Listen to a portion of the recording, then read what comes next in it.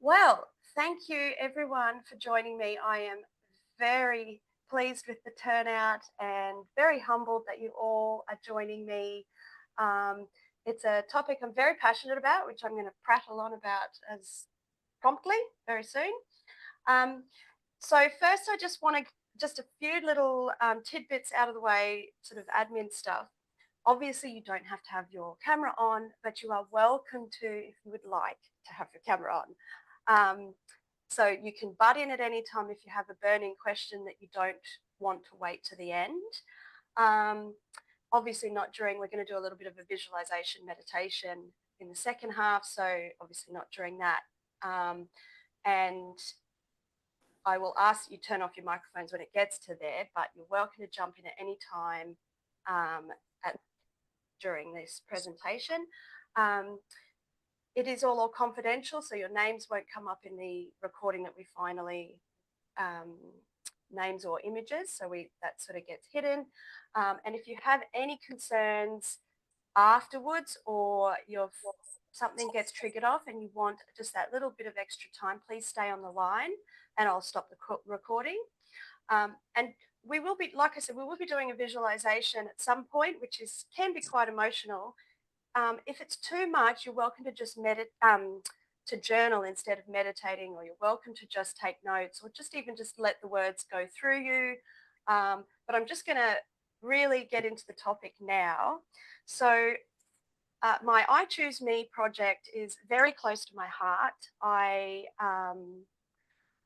have worked, as most of you know, for 18 years as a clinical psych with trauma, but I feel like my mission in life, actually, let's share the screen. I'm new to this. This is my first one. Can you tell? You're doing great. And Canva is going to let me present this. Yay. All right. You can see the screen, everybody? Yep. Yep. Wonderful. And you can't see my face anymore? Yes, we can. Oh, yep. Great. It's got a little thingy. Great. That's great. Yeah. So guilt, self-sacrifice, subjugation, self-abandonment, this is all my jam at the moment. I have made it my life's sort of mission to combat this, mostly in women, and it doesn't always affect women. So apologies to any folks, men listening to the recording or out there. But women, for various reasons, tend to be a classic self-sacrificer. And we'll get into why that is just a little bit later. But it can be even people just in helping roles, or various other culturalization and situations. So we're getting into that. This is a brief outline. I'm not going to spend time going through what we're going to cover. But I want you to set your Sankalpa first. Before I just start prattling on forever, I want each of you to just take a moment, maybe stretch, maybe just breathe and ground yourself. And I find that setting your heartfelt intention for any activity that you do in life really hones in what you want, and it creates more of an opportunity for that to actually come true. So it helps manifest what you want. It helps align your questions and your thoughts and feelings. So and I don't know if each of you got your booklets emailed to you just before the webinar. So there's plenty of room on there to journal and reflect. If you haven't got it, we'll send it again afterwards. But please feel free to write down just something you want out of this valuable time you've set aside for me. And I want it to be just for you, so not for anybody else. And that's the whole purpose of this webinar. And I myself set an intention for all of you before we started. And this sort of runs into my overarching goal and mission with this project.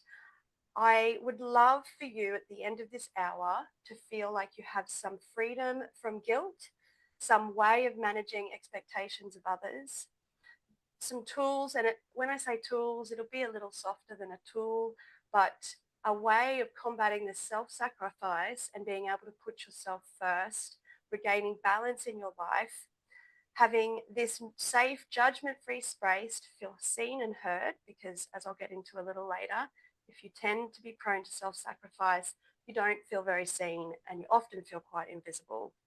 And I want to empower you to start choosing you so that you can live with joy, abundance, and feel more confident and have this enriched relationship full of self-love with yourself, the most important person, of course. So I'll just do a little spiel. And as I said before, just jump in. I can't see hands or anything. So just put your microphone on and jump in if you have a burning question that you don't want to save to the end. So the list goes on and on where self-sacrifice comes from. It's something we learn. It can be very unconscious, and it can be something that we take for granted, that it's just the way we are, or it's just my role, or it's my lot in life. So gender norms, socialization, even cultural scripts, depending on your background, especially if you do a role like a health worker or a rescuer, teachers, nurses, things like that it can really reinforce this idea that that's what I'm meant to do. And of course, our family dynamics and attachment styles are the first place this starts. So feel free, if any of these really jot out to you, please make a note of it in front of you, because we're going to come back to the ones that stick out to you the most. So you may be able to relate to all of these, or there might be a couple. So the way we are raised within the first 7 years of our life literally determines the structure of our brain. So it's like building blocks to a building. It's like the structure. And so when we have attachment styles that are dependent on us pleasing the caregivers that raised us, we lose our sense of authenticity, and we have to sacrifice any of our natural human feelings that come up in order to keep that attachment, because there is literally nothing more painful on this earth than abandonment. And so those dynamics can really influence how we see our role in the world and how others respond to us, or we think so. So obviously rejections, criticisms, not fitting in can really implement this idea that I can't be me, I have to please others, do what they want, to meet their demands. The obvious and tricky stuff to talk about is obviously boundary violations, abuse, and chronic neglect can be really damaging to our sense of who we are and how we show up in the world. And early developmental experiences, like I said, where the external is valued more than who you are. So it's not who you are that's valuable, it's what you can do for others, or the performance you have at school, or various other reinforcers that set in stone this belief that I don't matter who I am authentically, it's what I do, how I perform, how I show up for others. Guilt and manipulation is a classic tool for shaping behavior that was used as old school parenting. I think we can all relate to that to some extent. And I think we grow up with this idea that it's love, responsibility. That's what it looks like. We have to suppress ourselves in order to make sure others are okay. And of course, just the general lack of mirroring. So if you are in an environment where your caregivers either don't know how to regulate their feelings, or they numb them out or suppress them so they don't have any emotional awareness, as a child, you will implement that into, it can manifest in various ways. You will learn to overcompensate to get that reaction or attachment from your parents, or you'll learn to numb out and sacrifice yourself in completely sort of shut down ways, so dissociative. So I just wanted, this is just sort of I'm really, this little webinar is a bit of a taster, and I could go on about each of these for an hour each probably. But I'm just trying to get your juices flowing and the thoughts and your reflections sort of just starting to really get curious about each of this, because you might find some of it obvious And there might be some in here that you're like, actually, I didn't think about that before. That's what I hope anyway. So I'm going to just make a little comment on self-abandonment. So even though I've niched my I Choose Me project as self-sacrifice, I interchangeably use the word self-abandonment and self-sacrifice because the two look very similar and they're very intertwined.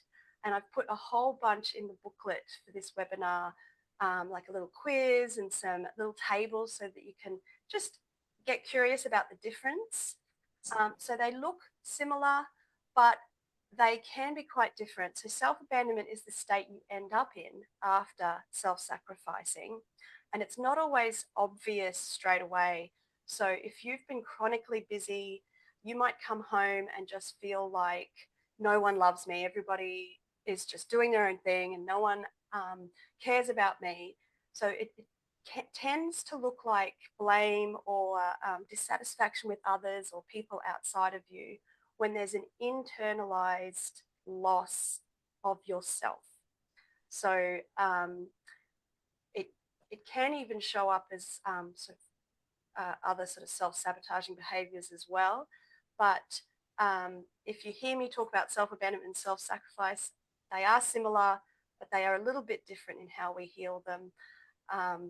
So I just thought I'd put that in there, and the book has heaps of stuff for you to reflect on in there too.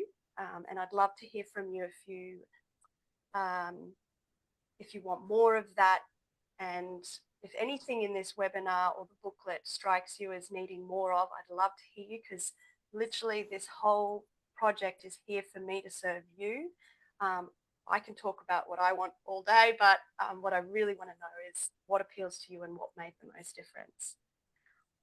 So I will sort of, I'm going to go on and on a little bit about why I think self-sacrifice and self-abandonment is so toxic, because I think our society, often our relationships, can sort of say that it's kind and it's loving and it's our responsibility to sacrifice ourselves. You know, it's your responsibility as a healthcare worker, it's your responsibility as a mum or a partner.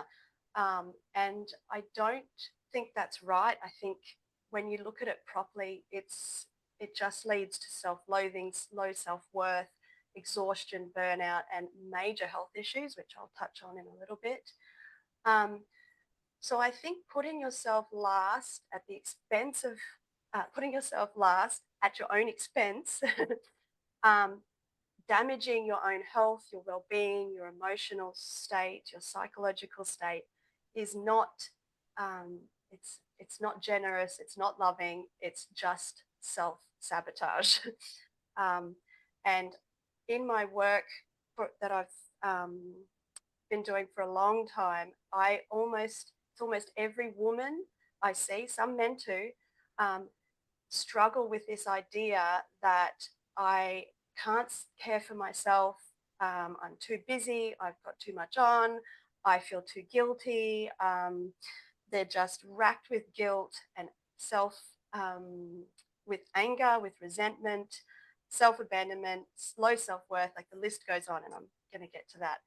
So I feel like it's a curse that we don't question. It's a position that we just end up in, and no one has, but I feel like as a community, we haven't really put a stop to this enough.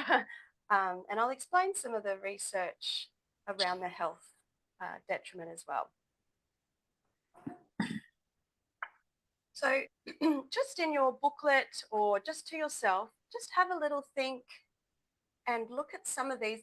I could probably put another 10 little bubbles on here, but just thinking to yourself, how does self-sacrifice show up for you? So you might have all of these, you might just have one or two, but I'll just sort of list them off, and I won't go into them too much, but it can really manifest in quite different ways. So some people might be just riddled with, like I said before, the guilt. They might suppress their own feelings. Other people might have more explosive resentment and rage as a result of self-abandoning. This chronic stress, not being able to stop working, overcommitting to things. It chips away at your self-worth, so you end up in a state of complete lack of confidence, sometimes just total shutdown and hopelessness, and feeling like, well, nothing's going to change and I don't deserve anything better. You can often feel taken advantage of, or people are using me. Jealousy of others' freedom, chronic health issues, hyper independence. So this feeling like I'll just do it myself and I can't depend on anyone anyway. And of course, the burnout, perfectionism. So just nod if any of those can relate. I can't see you nodding, but just nod or give me a little hey if any of those relate to how you feel. Yeah, they do. Yeah. Tick, tick, tick. Tick, tick, tick. Excellent. Excellent. Thank you. Yeah, so take note. And while we're going through this, just try and sort of distinguish which one does the most damage for you or feels like it holds you back the most, because we're going to target that in our visualization soon. So as I said before, in my work with lots of people, self-sacrifice has shown up a lot. And it's been a journey of my own that is very close to my own heart as well. It's been something I've struggled with, and I've had to do a lot of work on repairing because I found that there were significant costs in our own lives when we tend to habitually get into this pattern. I just picked my top 3. It's also in your booklet. There are more, but I found these to be my most heartbreaking. The ones where I see this in others, I just think my heart goes out to you. We shouldn't have to feel like this. It's not okay. So my top one was the loss of identity and the loss of your authenticity. So if you're prioritizing others over your own needs, wants, wishes, feelings, you tend to lose touch with who you really are. So you end up with this feeling like, I don't even know who I am. Am I an imposter? Am I fake? Am I just numb and empty? You tend to lose a lot of joy. Over time, you can become quite disconnected from the things you used to love, that used to light you up, that used to give you that sense of who you are. So you end up a bit like an empty shell. And these feelings of deep emptiness and just existing, getting through each day, you know, that sort of roundabout, like going to bed each night as if like, here we go again, round and round, having plans to do things for yourself, never getting to it, chronic self-doubt. So just feeling like I'm not even sure how I feel anymore. Of course, the low self-esteem and the resentment. And this all leads to a type of psychosomatic stress in our bodies that can be very damaging to our nervous system, to our organs. And that leads me to my next one. So self-sacrifice has been shown in lots of clinical research to destroy your physical health in the end. And you can sort of relate to how it really affects your emotional and psychological health. That's a no-brainer. We know that. We know it feels frustrating. It feels lost. You feel trapped. You can feel like not worthy, not good enough. Why can't I just stand up to these people? But it actually does affect your physical health. So there's a plethora of really cool research lately that shows that the body and mind is not connected. It is intrinsically the same thing. So body, mind, what happens for us psychologically, emotionally, and in our mind is the same. It manifests in our bodies. So I don't know if anyone's heard of Gabriel Matei's fabulous book, When the Body Says No, one of my favorites. A little depressing, but if you suppress your needs, wishes, wants, and feelings, and you can't express healthy anger or boundaries, your body will turn in on itself, and it can create all sorts of major health issues like autoimmune disorders, even cancer, Alzheimer's, especially the inflammation type disorders or the autoimmunes. That's got a very strong link. And it's just crap. It makes you feel crappy. You can get gut issues, stress reactions, migraines, immunity problems. And so continuing this cycle can lead you not just to feel exhausted, resentful, trapped. It is a physical manifestation in the end. So glad you're all here. And then, of course, the clincher for me, my top three, my number three, is the inability to then receive love and support. So the irony, the grand irony that I see with most people that struggle with this is they care for others, secretly hoping that they will get the same in return, but they don't. Not only can you not allow that in or feel comfortable with that, I mean, you're sort of training people to take advantage of you anyway, or to just get used to that. So people don't just think one day, oh, I'm going to return the favor. Usually that doesn't happen. But it internally actually stops you from letting support in. You can be independent, which is actually a trauma response. You might even just not feel that you're worth it or you deserve love and care and support. So it's really, I find this trap really fascinating. It's like we feel like we have to earn the rest, which doesn't make any sense, because then you just burn yourself out and then you need 10 times more rest to get back to where you started.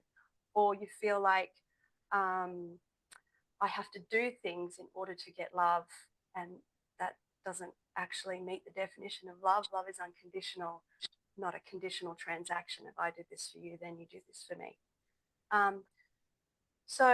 And the other irony is, of course, if we're prone to this self-sacrifice, self-abandonment, we tend to attract relationships that that are the opposite, or will genuinely take advantage of you, or are just emotionally unavailable, can be abusive, or even just training those long-term partners or friends to expect that from you. They'll expect that oh, Belinda will do it, or she'll always be the one to, step in. We don't have to worry about it. And then this, in the long run, causes a very deep sense of isolation, loneliness, emptiness, feeling used, especially being unseen. I find this is a very common thread. Of course, feeling unloved. I mean, we're not even loving ourselves, let alone able to take that in from the outside. And it just reinforces the belief that I'm not good enough, I'm unworthy, unlovable, etc., etc. So any thoughts, anything that's really jumping out at anyone at this point? All of it. Yeah, pretty much all of it. Yeah, I think that's right. Right. So I've got you on board. Definitely. I don't need to convince you anymore that it's not good for us. No. Well, that's half the battle, I suppose, is convincing us that this isn't just something that we should tolerate or put up with. It shouldn't just be part of our role. So that's good to hear. Thank you. So I just want to make a comment. And I think we often feel a deep sense of shame around not being able to just stop it. Just say no. It's not that hard. Just tell that person you're busy. I just heard someone laugh. It's like, oh, yeah, because it's logically, that's like, it's so simple, but it's really not. And we're going to go into why that is in our next little bit. But I'm just going to say right now, it is not your fault that you cannot just switch this off. When we have been raised with certain conditions, we develop beliefs or defense mechanisms, or what I call parts. And those parts will protect you from the perceived rejection, abandonment, criticism, abuse, no matter what. So this is not a choice. It's a very powerful unconscious force. And these networks are there as part of our survival, fight, flight, freeze, fawn. And they are there for a reason. And even though those parts of us are a little bit outdated, so they're thinking it's circa 1986 or whatever, whenever they were formed, so they don't know that you've grown up and you can actually choose for yourself yet. Without healing them and getting into the entrenched beliefs that are underneath the behavior, we simply just can't change it by white knuckling it, or just by gritting our teeth and going, I'm just going to say no. I mean, sometimes that works, but it does cause an intense amount of internal conflict, and the emotional reaction sometimes just trying to change it by forcing yourself to, it's like, I'm going to go to the gym. I'm going to go get that massage. I'm going to meditate. It really is counterproductive, and it can really evoke like really quite sabotaging feelings that will hold you back from what you really want, which is to love and care for yourself. So yeah, I'm going to go into these survival responses a little bit. So incoming, and if you've been to my retreats before, you've been introduced to parts work, but I'm going to introduce you now if you haven't. So we know now from our own research on the brain and our neural networks and the way we've developed as human beings that, like I said earlier, what happens to us early in life and also throughout your life becomes entrenched into these beliefs. We can call them beliefs, schemas, and these light up networks in the brain as if they're almost their own identity. And so we have what we call parts within us. They're almost like beings, and not in a like super, like, not in a schizophrenic way or something that's really where someone's really unwell or has really, really dissociative parts, and they're fine too because it's really very similar. But it's not quite as extreme as that, but we do all have parts. You can all probably relate to your mum part, or the part that goes to work and has the phone voice, or the part that gets a bit playful. So you can feel quite different depending on the context, and you can feel very different depending on what's happening, the trigger, what feeling is about, what relationship you're in. And so I think most of you can relate to feeling completely different when you go back home for Christmas or whatever, go for family dinner, and you almost regress into some of those childlike relationships or those patterns. And it's like, why am I doing that? Because they light up in the brain.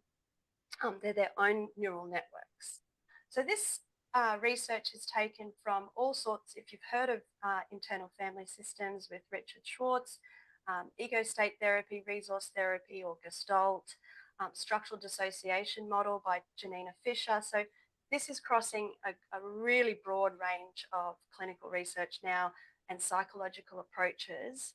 But I feel like parts work should be taught in schools. Maybe not that extreme, but I really feel like this model gets underneath the shame blame cycle and looks at our root causes, our root hurts, and heals them from the ground up, rather than just trying to white knuckle your behavior that you see on the surface, just like, I'm going to stop doing that now.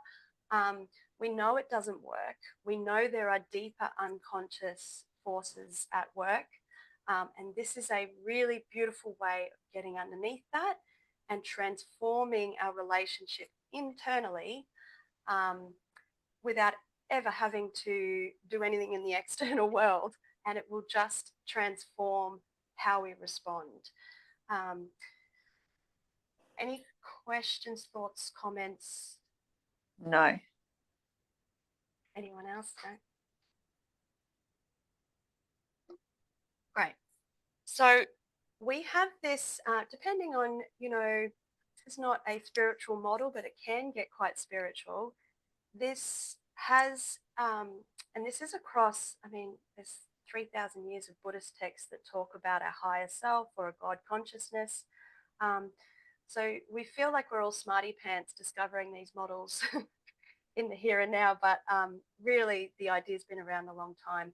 There's a part of us that feels like it's overarchingly wise, calm, is connected to something a bit higher than us. So you can call it whatever you like, your guides, the universe, angels, God, source, energy. In the IFS model, they call it self-energy, and I'll call it that for the next half hour that we're talking to each other, but you can call it whatever you like. And I think you can all relate to when you're at your best, when you're in flow, or when you're just having one of those moments where you feel like, oh, this is amazing.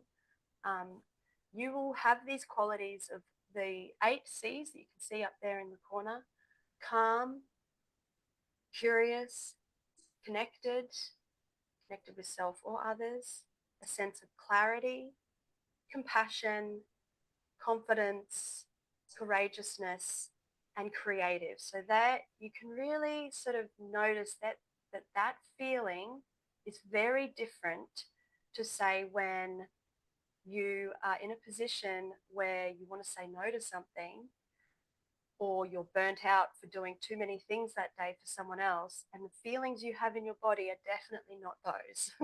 They're a different part of you.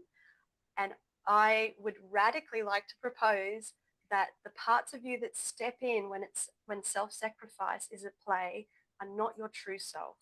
They're not who we were meant to be. You are not meant to be an epic giver or an epic rescuer or an epic self-sabotager. That's not our true self. It was learned, and these parts of us have learned to protect you from something that's worse, which is rejection, abandonment, criticism, feeling hurt if we stand up for ourselves or if we're our authentic selves. The list goes on. Yeah, so jump in if there's any questions, concerns. Great, beautiful. Stay with me. We're almost at the best part, in my opinion, where we can do a little meditation visualization. So using your booklet or a book, or even just reflecting, sitting here right now, I want you to think of a time, and you've probably had a few instances come up as we were talking in the first half of this webinar, of perhaps when self-sacrifice has kicked in, perhaps when you wanted to do something different and you didn't, you couldn't say yes to yourself, perhaps when you felt like you've just worked yourself near to death and you're angry and resentful or guilty for not pleasing someone. So just have a little think. And what I want is for you to identify something that has come up a lot. So we all have patterns that repeat. We have parts of us that tend to show up a lot because our parts are protectors, and they've protected us from our wounds or our younger selves. Then these protectors don't just give up because you're grown up now, or you're a professional, or you've got your own house.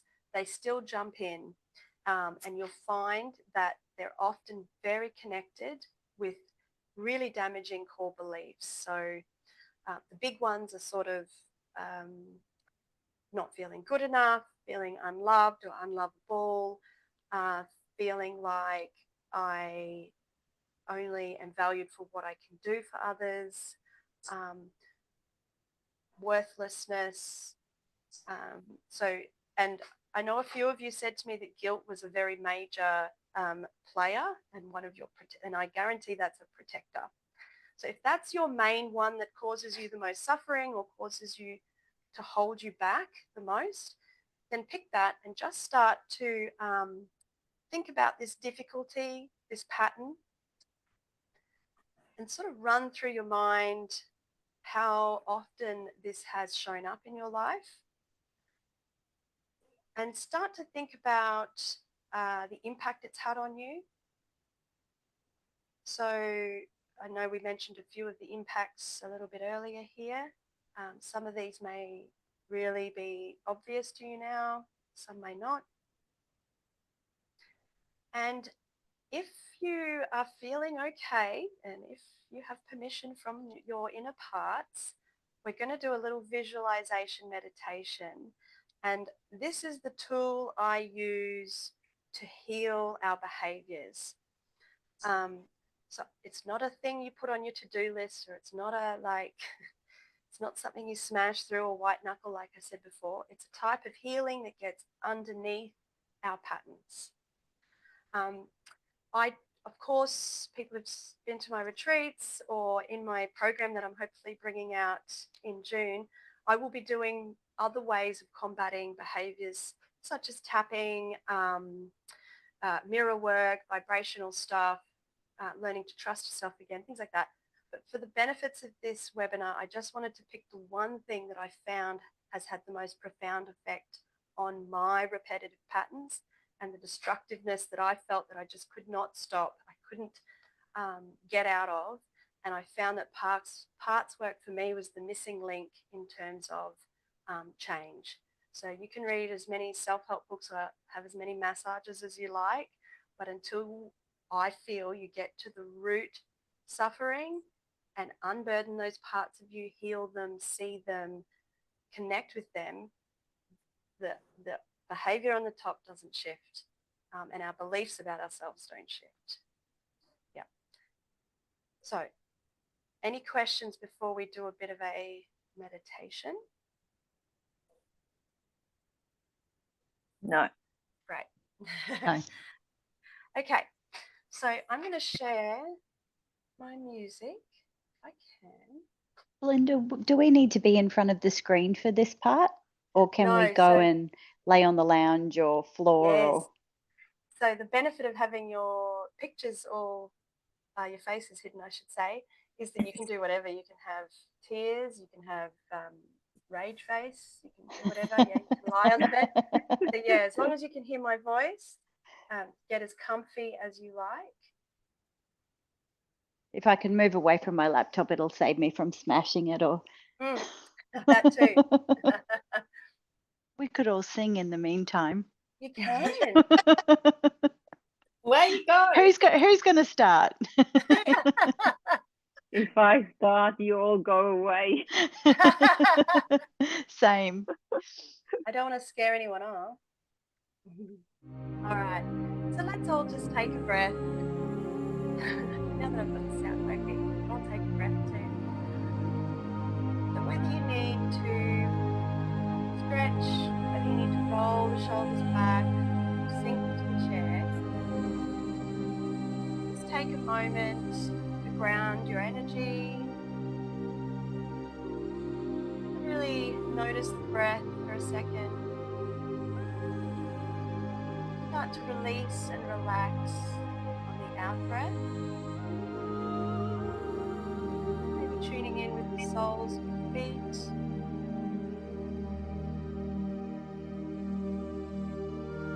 And even letting the crown of the head become a little bit taller, a little more spacious. And we're just going to tune in. So we're going to turn our attention inwards. We all have these beliefs that we've carried around with us, these protective mechanisms, our protectors. If it feels comfortable for you, you may choose to close your eyes. You may choose to just have a soft gaze. Start to get a little curious. We're going to be checking in with this belief that we have that's been with you a long time. This part of you. This part of you that might feel, I'm not good enough, or if I don't do things, no one else will. Perhaps this part of you that feels guilty, feels alone or unseen. If I don't please others, I don't exist. Or I'll be abandoned or rejected somehow. So just start to get in touch with this part of you. These beliefs, these parts of us hold, have been driving our behaviour for most of our lives. I want you to check in with this belief. Start to ask that part of you some questions. Before we ask the questions, see if you can place one hand just on your heart. Try and make contact with this part of you. slow the breath even more. And notice any feelings.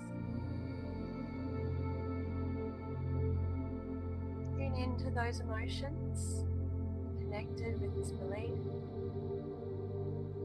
or any thoughts that this part tends to say.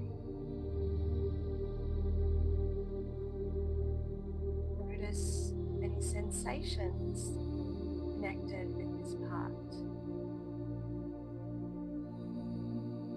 Maybe locating where those sensations or feelings are in the body.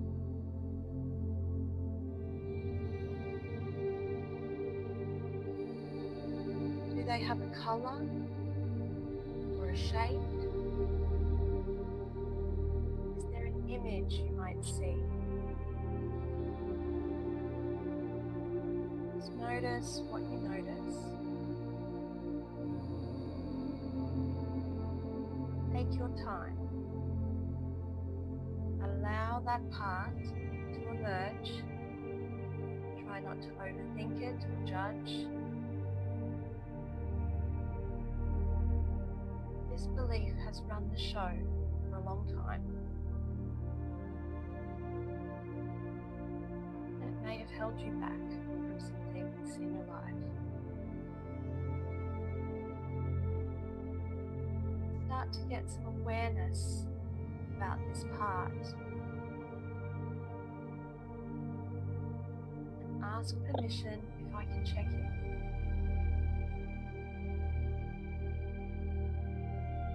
What do you notice about this part or this belief? How do you feel towards it?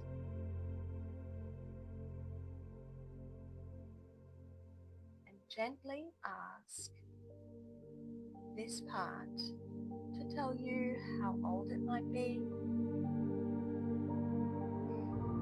how long it's been around.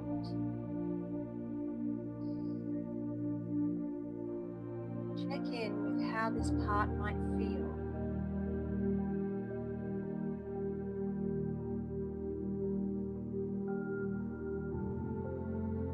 If you notice any images, is that part wanting to share something with you?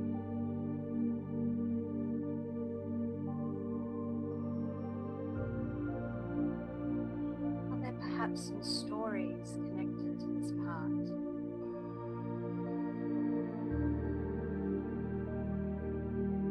Something it's been protecting you from for a long time.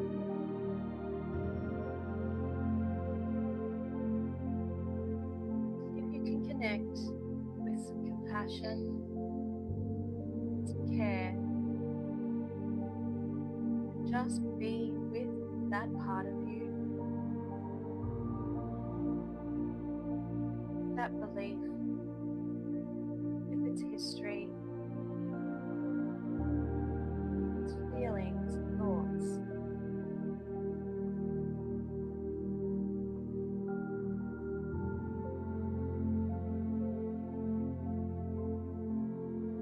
Notice what happens within you.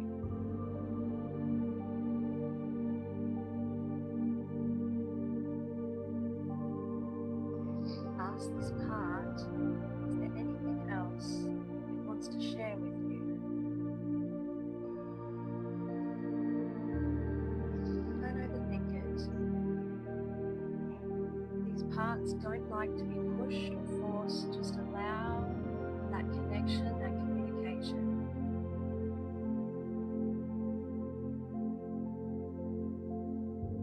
And if it's not ready, that's okay.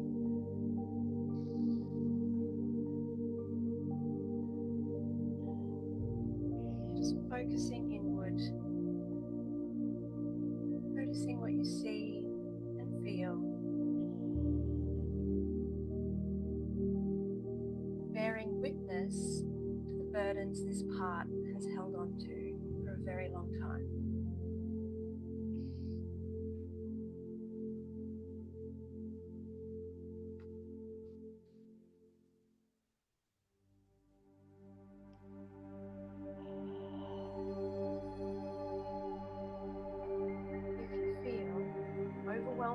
emotions or a resistance, breathe space into those feelings, into your body, to give you both a bit of distance. Inhaling and exhaling to create the space to allow for that connection without being flooded or overwhelmed by it.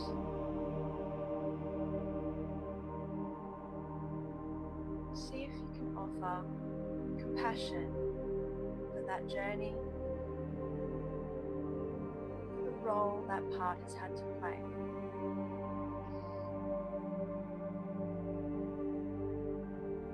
If it feels okay for you, perhaps thank that part for the role it's played.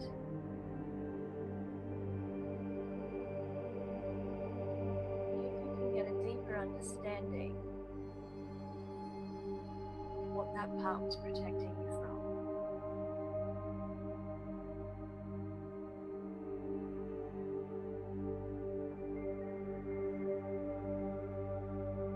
Continue to breathe space and just notice. Continue to encourage that part to share whatever it needs to share. Maybe it just needs to be seen. Maybe you just need to hang out in the space. Or maybe you can offer some words of care.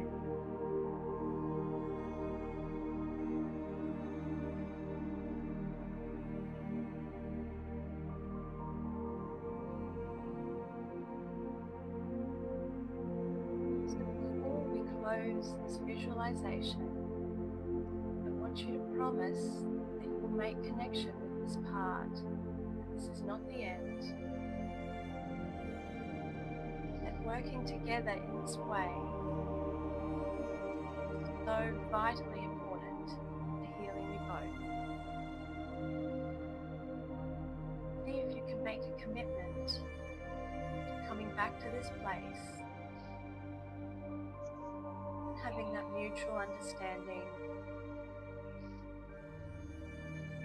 Find this clarity, compassion, this care.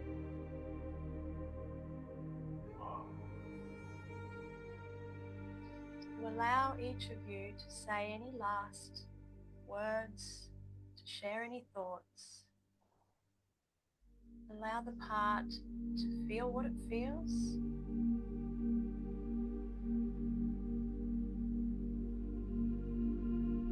Give each other a little dose of gratitude for having this moment together. And when you're ready, there is no rush. Start to breathe a little deeper. Maybe even stretch or move gently. And very gently, you can come back to your room that you're in.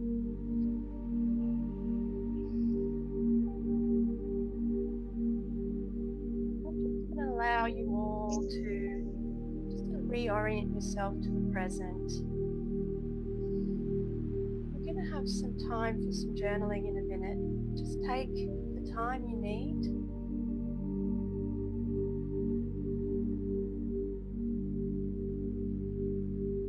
If anything came to you, if you were surprised, if you experienced anything, I'd love you to write it down or just make a mental note.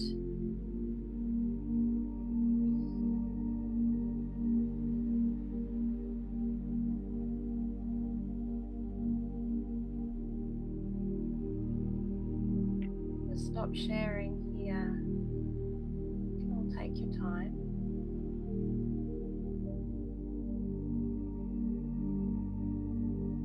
Now, anyone who wants to share anything, you're more than welcome, but don't feel like you have to. It's very personal and internal work, parts work. But I am more than open to hearing anyone's experience if they want to share. I will also have time at the end offline, off the recording too. So there will be that opportunity. Okay.